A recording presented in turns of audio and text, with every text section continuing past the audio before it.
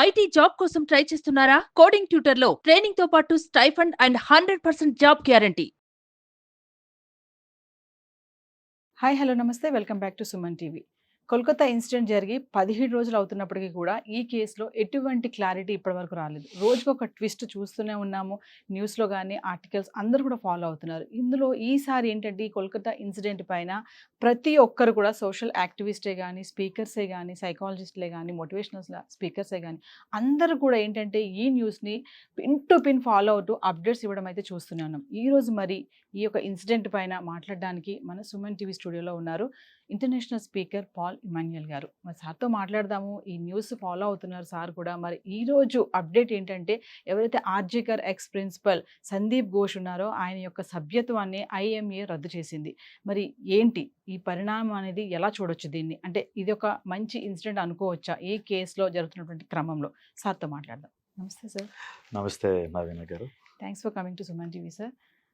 మిమ్మల్ని వీడియోలో చూశాను, నేను మీ వీడియోస్ ఫాలో అవుతున్నాను కొన్ని రోజుల నుంచి. సో ఈరోజు అప్డేట్ వచ్చేసి కోల్కతా ఇన్సిడెంట్లో RG Kar hospital ex principal Sandip Ghosh medical IMA సభ్యత్వం రద్దు చేసింది. దీన్ని మనం ఎలా చూడొచ్చు అంటారు? చాలా శుభ పరిణామం అండి ఇండియన్ మెడికల్ అసోసియేషన్ అతని యొక్క సభ్యత్వాన్ని రద్దు చేయడం. ఎందుకంటే ఇంత జరిగి కూడా అతని యొక్క సభ్యత్వాన్ని రద్దు చేయకపోతే దేశం హర్షించదు. సో వన్ ఆఫ్ ద కల్ప్రిట్స్గా వ్యక్తున్నాడు. ఎందుకంటే మనం కేసు స్టార్టింగ్ నుంచి చూస్తూ ఉన్నప్పుడు అతడు కల్ప్రిట్గా కనిపిస్తూ ఉన్నాడు. ఎందుకంటే అతని యొక్క నేర ప్రవృత్తి, హాస్పిటల్లోనూ కాలేజీలో అతని యొక్క బిహేవియర్, స్టూడెంట్స్ ఈరోజు బయటకు వచ్చి చెప్తున్నారు అతను కాలేజీలో చేసిన అరాచకాలు, ఉమెన్ ట్రాఫికింగ్ చేశాడట, ఆ తర్వాత డ్రగ్స్ మాఫియా ఉంది, రకరకాల నేరాల్లో వ్యక్తున్నాడు. కానీ ప్రభుత్వం అతన్ని సపోర్ట్ చేయటం, అంత జరిగి కూడా ఆ వ్యక్తిని సస్పెండ్ చేయకుండా ఆ వ్యక్తిని వేరే కాలేజీకి ట్రాన్స్ఫర్ చేశారు. అది చాలా భయంకరమైన విషయం.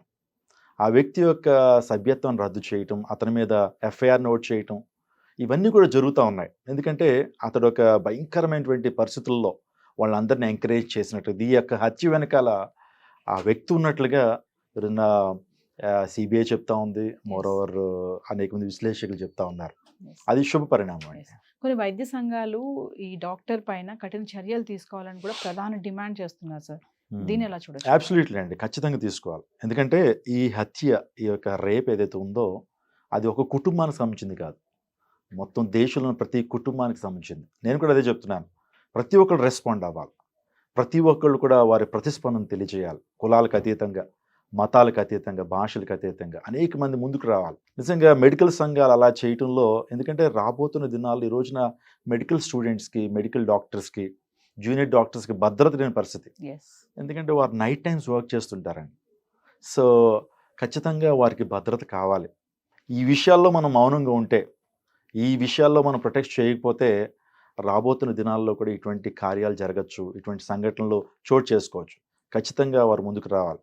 సో ఈవెన్ కలకట్టాలో కూడా నబానా ర్యాలీ చేస్తున్నారు అనేక మంది మెడికల్ విద్యార్థులు, ఆ తర్వాత నర్సులు, మెడికల్ ప్రాక్టీషనర్స్, వీళ్ళందరూ ముందుకు వచ్చి 7,000 పీపుల్.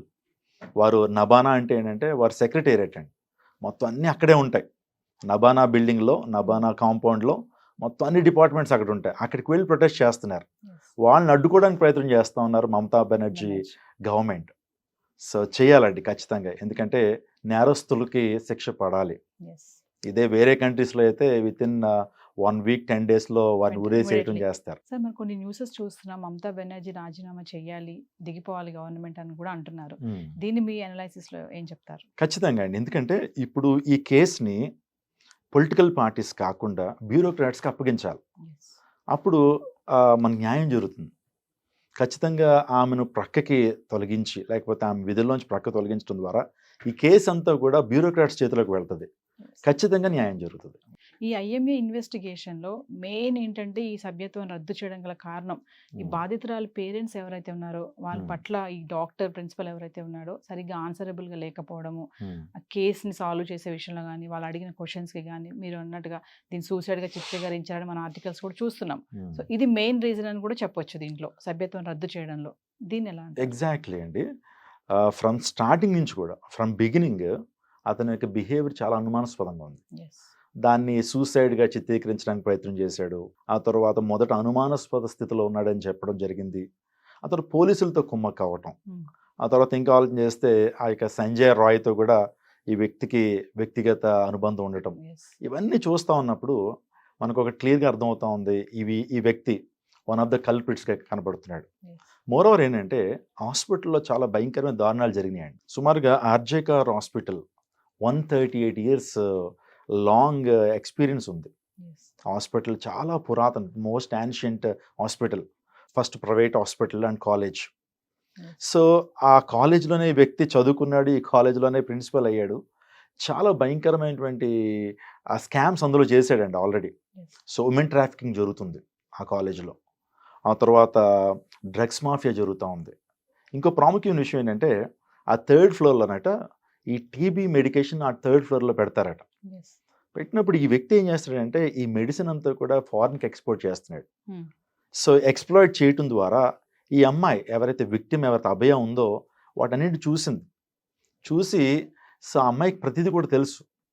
మరి ఆమె చెప్తానందో లేకపోతే దాన్ని బయట పెడతానందో, అందుని బట్టి సో ఈ మాఫియా చేస్తా ఉన్నాడు. అందుని బట్టి ఆ వ్యక్తి మీద ఖచ్చితంగా కఠినమైన చర్యలు తీసుకోవాలి. ఎస్. ఇంకోటి చూసుకుంటే ఓవరాల్గా రైట్స్ జరుగుతున్నాయి ఇప్పుడు సందీప్ ఘోష్ ఇంటిపైన కానీ Hmm. ఆస్తుల పైన కానీ ఫినాన్షియల్ పరంగా ఎలా ఎదిగాడు అనే కోణంలో ఇప్పుడు చూసుకుంటే సభ్యత్వం రద్దు చేయడం అనేది ఇవన్నిటిని ఎలా చూడొచ్చు అంటారు? అబ్సల్యూట్లీ అండి. ఎందుకంటే రైట్స్ జరగాలి.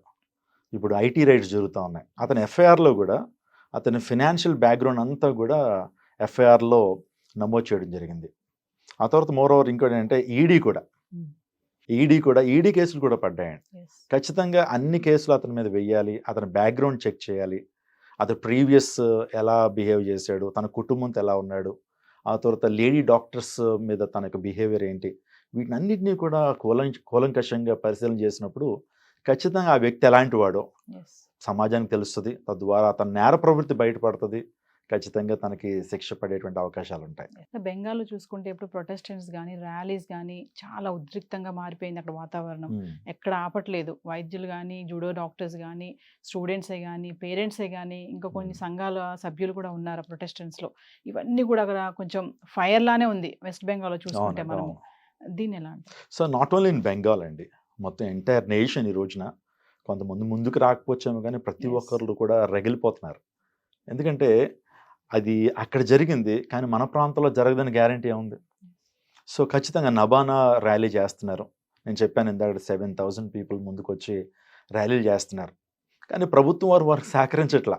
Yes. గవర్నర్ ఆల్రెడీ చెప్పాడు వారిని శాంతియుతంగా చేసుకొనివ్వండి అన్నా సరే, సో వీళ్ళు ఒప్పుకోవట్లా.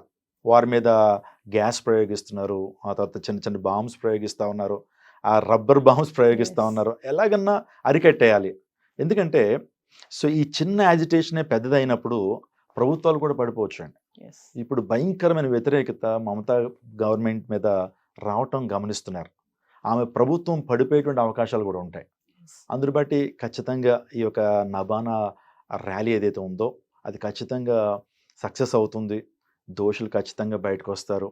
తద్వారా అనేక మందికి న్యాయం జరుగుతుందండి. మమతా బెనర్జీ రాజీనామా చేయాలని కూడా స్లోగన్స్ వస్తున్నాయి సార్. ఓకే, మరి ఎందుకు రాజీనామా చేయాలని కోరుతాం? వారి డిమాండ్స్ ఒకటే అండి. ఒకటి అభియాకి జస్టిస్ జరగాలి, వారి జరగాలి. కుటుంబానికి జస్టిస్ జరగాలి. రెండోదిగా దోషులకు కఠినంగా శిక్ష విధించబడాలి. మూడోదిగా మమతా బెనర్జీ రాజీనామా చేయాలి. చేయాలి. ఎందుకంటే రాజీనామా చేయకపోతే కేసు అంతా ఆమె చేతిలోనే ఉంటుంది. Yes. ఎందుకంటే ఆ దగ్గర ఉన్న వాళ్ళందరూ ఆమెకి సన్నిహితులే. సన్నిహితులు. సో ఆ యొక్క కమిషనర్ ఆఫ్ పోలీస్ కానివ్వండి, ఆ తర్వాత ఈ ప్రిన్సిపల్ కానివ్వండి, వీరందరూ ఇక్కడ హెల్త్ మినిస్టర్ అంటే ఆల్మోస్ట్ ఏం చేతిలోనే ఉంటుంది కదా. Yes. సో ఆమె రాజీనామా చేస్తేనే కానీ ఈ కేసు బ్యూరోక్రాట్స్ చేతిలోకి వెళ్ళదు. Yes. బ్యూరోక్రాట్స్ చేతిలోకి వెళ్ళకపోతే న్యాయం జరగదు. అందుని బట్టి వాళ్ళ మెయిన్ డిమాండ్ ఏంటంటే సో ఆమె రాజీనామా చేస్తే ఈ కేసులో ఉన్నటువంటి దోషులు బయటకు వస్తారు, వస్తారు. లేకపోతే ఈ కేసు అలా సబ్సైడ్ అయిపోద్ది అనేటువంటిది ఆ స్టూడెంట్స్ యొక్క భావన. Yes. ఇట్స్ అబ్సల్యూట్లీ రైట్ అండి. ఒకవేళ ఆమె చేతుల్లోనే గవర్నమెంట్ ఉంటే, ఆమె చేతుల్లోనే అధికారం ఉంటే ఈ కేసు సాల్వ్ అవ్వదు. అవ్వదు. అందుని బట్టి ఖచ్చితంగా ఆమె రాజీనామా చేస్తేనే ఈ కేసులో పురోభివృద్ధి మనం చూడగలుగుతాం. Thank you sir. Thank you so much అండి.